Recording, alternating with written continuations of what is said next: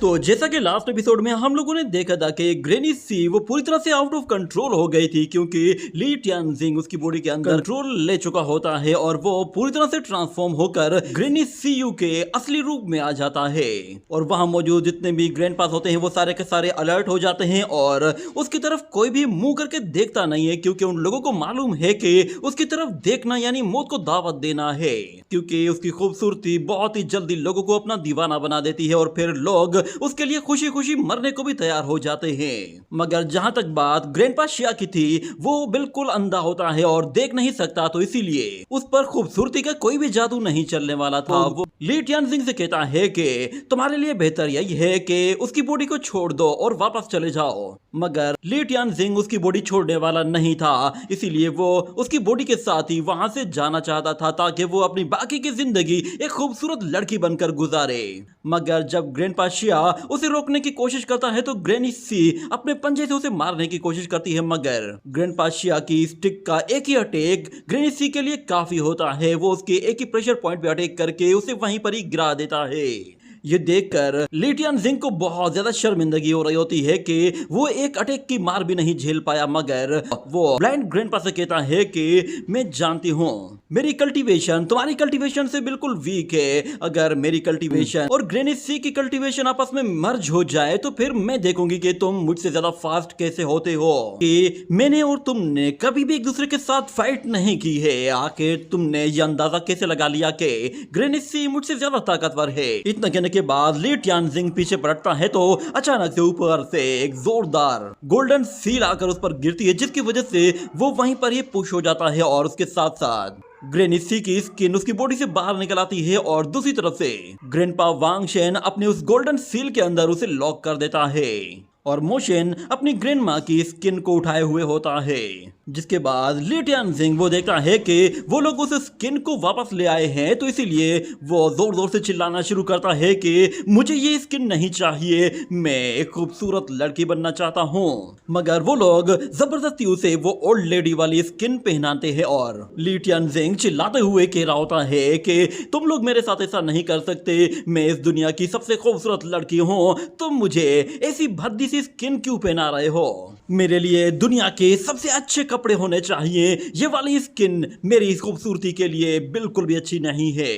मैं दुनिया की सबसे खूबसूरत लड़की हूँ, मुझे दुनिया के सबसे खूबसूरत कपड़े चाहिए। मगर उसके चीखने चिल्लाने का कोई भी फायदा नहीं होता क्योंकि वो लोग उसे जबरदस्ती ग्रेनी सी की अपनी ओरिजिनल स्किन पहना ही देते हैं, जो कि ग्रेनी सी ने खुद अपने लिए चुनी थी। और जब वो लोग उस डीमन को सप्रेस करके उस स्किन के अंदर लॉक कर देते हैं तो मोशन ग्रेनी सी को नीचे ले आता है और यहाँ पर ब्लाइंड ग्रैंडपा वो उन लोगों को बताता है कि ली टियानजिंग की प्रिमोडियल स्पिरिट ने ग्रेनी सी की बॉडी को अपने साथ मर्ज कर लिया है और उन दोनों के मर्ज होने की वजह से उनका कल्टीवेशन लेवल भी अपग्रेड होकर अब लाइफ एंड डेथ रियलम तक आ चुका है। मुझे ऐसा लग रहा है कि जैसे इन दोनों को मर्ज हुए ज्यादा टाइम नहीं हुआ है। अगर इन लोगों को बहुत ज्यादा टाइम हो चुका होता तो मास्टर ली ने ग्रेनी सी की सारी कल्टीवेशन को अपने कंट्रोल में कर लिया होता और वो उस कल्टीवेशन को मास्टर कर चुका होता। मगर अचानक से विलेज चीफ वहां पर आ जाता है और वो आकर कहता है कि अगर ली टियानजिंग और ग्रेनी सी दोनों ही कंप्लीटली एक दूसरे के साथ मर्ज हो जाते हैं तो ग्रेनी सी की कल्टीवेशन वो डिवाइन ब्रिज रियलम की है और दोनों का पाथ ऑफ कल्टीवेशन बिल्कुल डिफरेंट है। और अगर ये दोनों एक दूसरे के साथ मर्ज हो गए और इन्होंने डिवाइन ब्रिज रियलम को ब्रेक थ्रू करके गॉड लेवल में एंटर कर लिया तो फिर इन्हें रोकना नामुमकिन हो जाएगा, क्योंकि ये लोग आगे चलकर पूरे के पूरे ग्रेट रून्स को डिस्ट्रॉय कर देंगे। यहाँ तक के कोई एम्परर भी इसे नहीं रोक पाएगा। और मुझे ऐसा लगता है कि अगर ये लोग कुछ सालों तक एक दूसरे के साथ इसी तरह जुड़े रहते हैं तो इनकी पावर इतनी बढ़ जाएगी कि यान कांग वो खुद भी इन्हें नहीं रोक पाएगा। पर यहाँ पर ग्रैंडपा वांग शेन कहता है कि मुझे लगता है कि ओल्ड बुद्धा वो इस काम में हमारी मदद कर सकता है, वो इविल को टर्मिनेट कर सकता है। मैं ग्रेनी सी को लेकर फौरन से ओल्ड बुद्धा के पास जाता हूँ। मगर यहाँ पर ग्रैंडपा ग्वानो से कहता है कि हम लोग पहले ही माउंट समुराई जा चुके हैं और वहां पर जाकर हम लोगों ने काफी लोगों को मारा भी था और हमने तुम्हारी वो आर्म भी वापस ली थी। क्या तुम्हें लगता है कि इतना कुछ करने के बाद हम लोग दोबारा वहां जाएंगे तो ओल्ड बुद्धा वो कुछ नहीं कहेगा और हमारे कहने पर हमारी मदद भी करेगा? ये सुनकर ग्रैंडपा वांग शेन थोड़ी देर के लिए खामोश होता है, मगर फिर वो कहता है कि हाँ वो मदद जरूर करेगा, क्योंकि डीमंस को मारना ही उनकी जिंदगी का मकसद है। अगर वो मास्टर ली को खत्म कर देते हैं तो इसमें उनको अपना ही फायदा होगा, उन्हें और भी ज्यादा मेरिट पावर मिलेगी। तो फिर विलेज चीफ उन लोगों से कहता है कि हमें ओल्ड बुद्धा के पास सिर्फ और सिर्फ हेल्प लेने के लिए ही जाना है, तो इसके लिए हम लोगों को उनके थंडर साउंड सेक्ट में जाना होगा। वहां जाने के लिए ज्यादा लोगों की जरूरत नहीं होगी। वो ग्रैंडपा वांग शेन और ब्लाइंड ग्रैंडपा से कहता है कि तुम दोनों ग्रैनी सी को ले जाओ और साथ में मोशन को भी ले जाओ। तुम दोनों ग्रैनी को सप्रेस करने में काम आ सकते हो, जबकि मोशन उसकी देखभाल कर सकता है। अगर आज ये सब कुछ ना रोका गया तो शायद आगे चलकर हम लोग बहुत बड़ी तबाही देखेंगे। ये कहने के बाद अगले सीन में हमें दिखाया जाता है कि वो लोग ग्रैनी सी को लेकर फौरन से निकल पड़ते हैं और अपने उसी क्लिन ड्रैगन के साथ योंग जियांग होते तो गॉड्स माउंट समुराई की बिल्कुल भी परवाह नहीं करते। और हम देखते हैं कि वो क्लिन ड्रैगन उस रिवर के ऊपर भागते भागते बहुत ही स्पीड के साथ उन लोगों को उस माउंटेन रेंज तक पहुंचा देता है, जहां पर उनके सामने एक बहुत ही बड़ा माउंटेन होता है। ये माउंटेन इतना बड़ा होता है कि सिर्फ उस माउंटेन का फुट ही बादलों से नीचे होता है और बाकी पूरा का पूरा माउंटेन बादलों से ऊपर होता है। इतना ऊंचा माउंटेन वो लोग पहली मर्तबा देख रहे थे, मगर ग्रैंडपा वांग शेन यहाँ पर हजारों मर्तबा आ चुका है, तो उसके लिए ये कोई नई बात नहीं थी। वो फौरन से उन लोगों को लेकर उस माउंटेन की तरफ चल पड़ता है। जब वो लोग माउंटेन के ऊपर चढ़ते हैं तो वहां पर उन्हें रोकने वाला भी कोई नहीं होता, क्योंकि जितने भी मॉन्क होते हैं वो सारे के सारे ग्रैंडपा वांग शेन को अच्छी तरह से जानते हैं। मगर वो लोग ये बात भी अच्छी तरह से जानते थे कि ग्रैंडपा वांग शेन वो यहाँ पर आए थे और अपना वो हाथ लेकर गए थे, मगर उसके बावजूद भी ये यहाँ पर दोबारा आ गए हैं। आखिर वो दोबारा क्या लेने के लिए आए हैं और अपने साथ ये किन लोगों को लेकर आए हैं? मगर हम देखते हैं कि ग्रैंडपा वांग शेन वो सीधा लॉर्ड बुद्धा की तरफ जा रहे होते हैं, जो कि अपने बड़े से स्टैचू के ऊपर मौजूद होता है और वो स्टैचू बादलों से भी ऊपर मौजूद था। मगर ग्रैंडपा वांग शेन वो एक अजीब तरह के रास्ते से होकर ऊपर की तरफ जा रहा होता है और वो रास्ता ऊपर खाबड़ रास्ता होता है, मगर हकीकत में वो लॉर्ड बुद्धा के बड़े स्टैचू का एक हाथ होता है जिसके ऊपर कुछ फिंगरप्रिंट्स बनी हुई होती हैं। जैसे ही वो लोग उस हाथ के ऊपर आ गए थे तो वो हाथ फौरन से लॉर्ड बुद्धा ऊपर उठाते हुए अपने सामने ले आता है, जिसके बाद वो ग्रैंडपा वांग शेन से कहता है कि मेरे प्यारे डिसाइपल, तो फाइनली तुम अपने माउंटेन वापस आ ही गए। लगता है कि शायद तुमने अब दुनिया की जिंदगी को ठुकरा दिया है, इसीलिए तुम अब वापस माउंटेन आना चाहते हो। ये सुनकर ग्रैंडपा वांग शेन गुस्से में कहता है, मैं माउंटेन वापस आया हूँ। माउंटेन समुराई ये मेरे दिल के अंदर बसा हुआ है, मगर लगता है कि मास्टर के दिल में माउंटेन समुराई है ही नहीं। ये सुनकर लॉर्ड बुद्धा उससे कहता है कि अगर वाकई में तुम्हारे दिल में आज भी ये माउंटेन वैसे ही मौजूद है, तो फिर इसका मतलब ये है कि आगे चलकर तुम एक लॉर्ड बुद्धा बनोगे।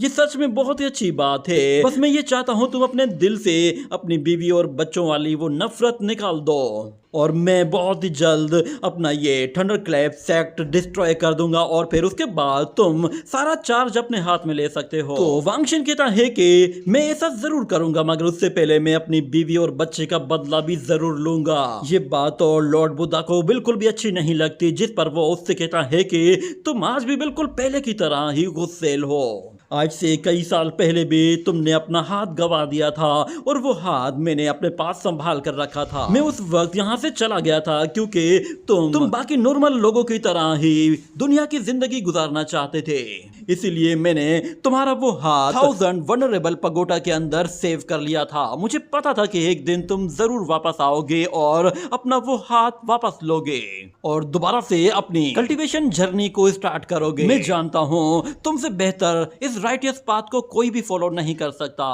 और मैं तुमसे ये भी कहना चाहता हूँ कि आज भी तुम्हारे और मेरे बीच में एक रिलेशन है और वो मास्टर एंड डिसाइपल का रिलेशन है। मगर ग्रैंडपा वांग शेन गुस्से में कहता है कि अगर तुमने थोड़ी भी बकबक की तो मैं तुम्हारा पूरा थंडर साउंड सेक्ट डिस्ट्रॉय कर दूंगा।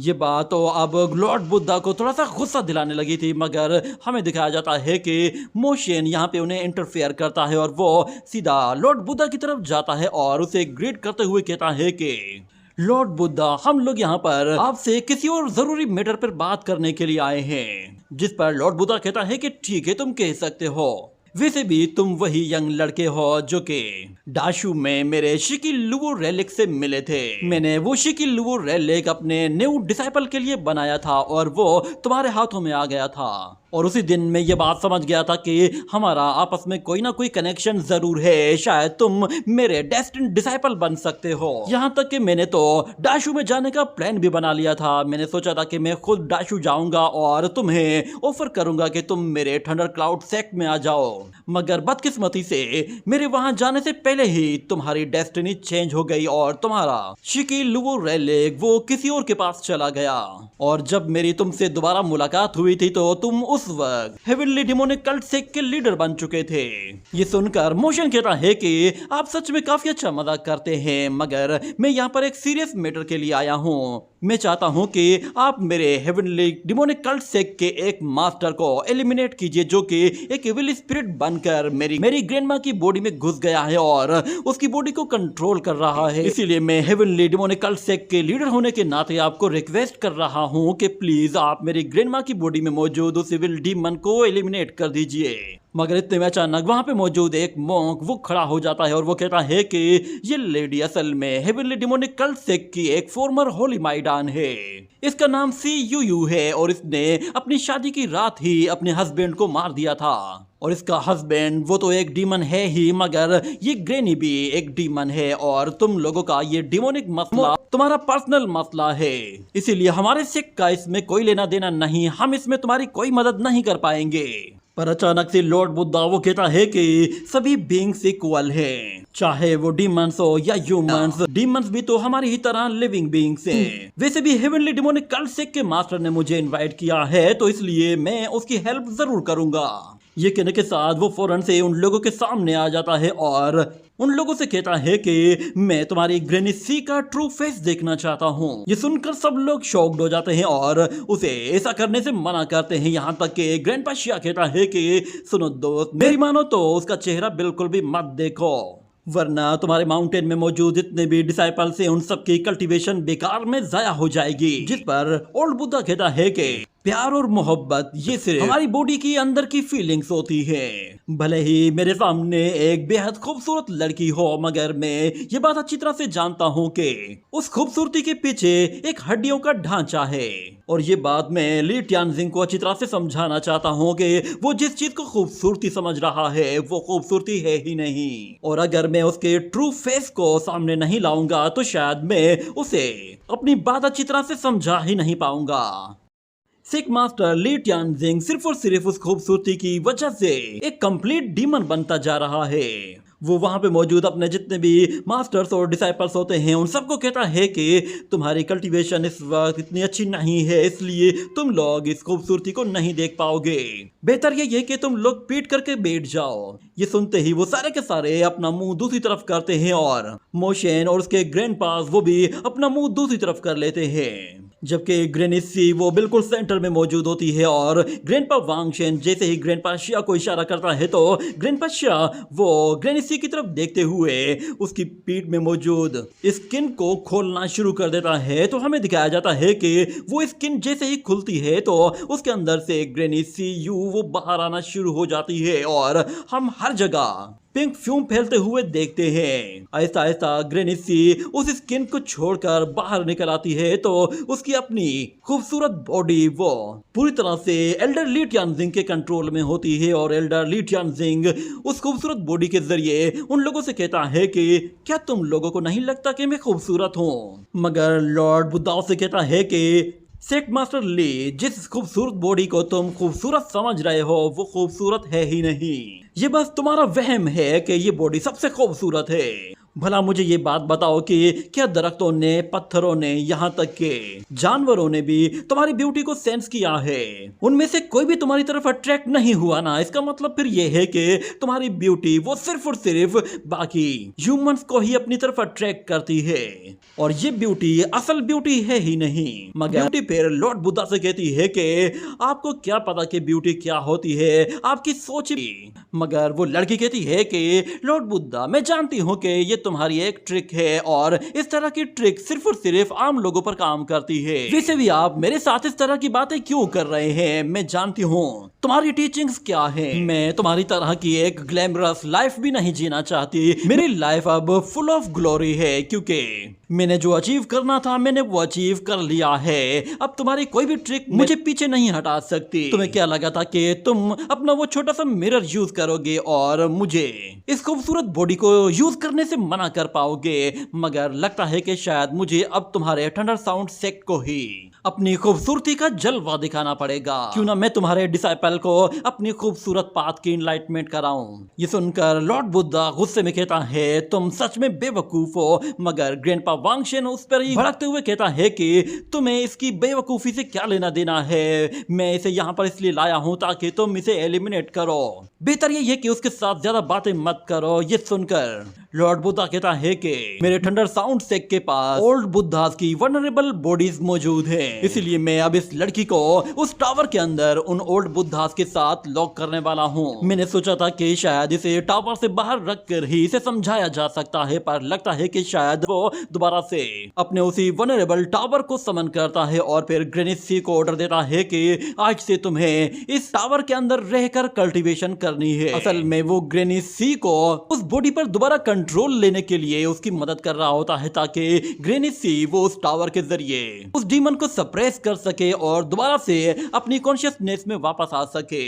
मगर जैसे ही यहाँ पर ग्रेनिस सी वो उस ओल्ड टावर के अंदर आ जाती है तो वो हंसना शुरू कर देती है। उसे लग रहा था कि जैसे वो बुद्धा उसके साथ मजाक कर रहा है या फिर उसे इस टावर के जरिए रोका ही नहीं जा सकता।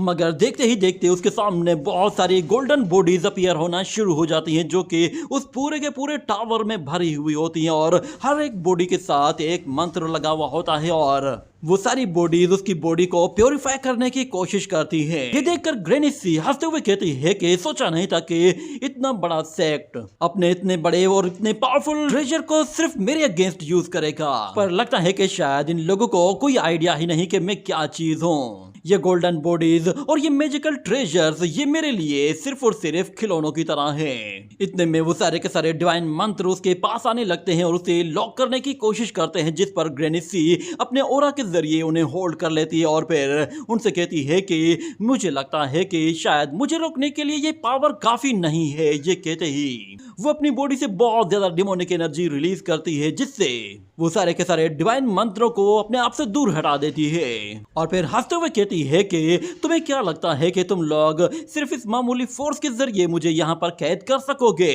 क्या तुम लोग ये नहीं जानते कि मैं गुजरता है तो एक डिफरेंस हासिल कर ली है और अब मैं बिल्कुल डिफरेंट पर्सन बन चुका हूँ। मगर वो मॉन्क कहता है कि लास्ट टाइम हम दोनों के कल्टीवेशन और स्किल्स के बीच में वो मॉन्क उससे कहता है कि अगर वाकई में ऐसा है तो फिर क्यों ना हमारे बीच में एक और मैच हो जाए। ये सुनकर उस मॉन्क का मास्टर काफी डर जाता है क्योंकि उसे मालूम है कि वांगशेन वो कितना गुस्सेल है और अगर उसे गुस्सा आ गया तो वो पूरे माउंटेन को ही डिस्ट्रॉय कर देगा। पर वो वांगशेन से उनकी फाइट के लिए रिक्वेस्ट करता है, जिसके बाद ज्यादा से ज्यादा अपोनेंट्स के साथ फाइट करनी चाहिए ताकि तुम अपनी वीकनेसेस और अपने की पॉइंट्स का पता लगा सको।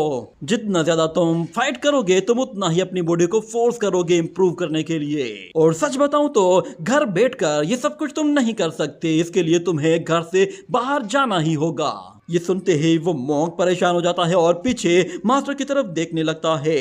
उसे ये बात मालूम थी कि उसका मास्टर उसे बाहर जाने की इजाजत नहीं देगा, पर मोशन उसे कहता है क्या तुमने कभी बाहर जाकर बाहर की दुनिया को देखने की कोशिश की है? उसकी बातें सुनकर सारे के सारे लोग बिल्कुल सरप्राइज होते हैं कि मोशन उसे ये सब क्या सिखा रहा है और वो लड़का भी बिल्कुल परेशान खड़ा होता है कि आखिर वो करे तो क्या करे। पर इतने में अचानक मोशन तुम्हारा जेन मास्टर वो तुम्हारे दिल के अंदर है, इसीलिए तुम इस माउंटेन से कहीं भी जाओगे तो तुम उस जेन मास्टर को कभी खो नहीं सकते, ना ही तुम्हारे पाथ ऑफ कल्टीवेशन में इससे कोई बदलाव आएगा।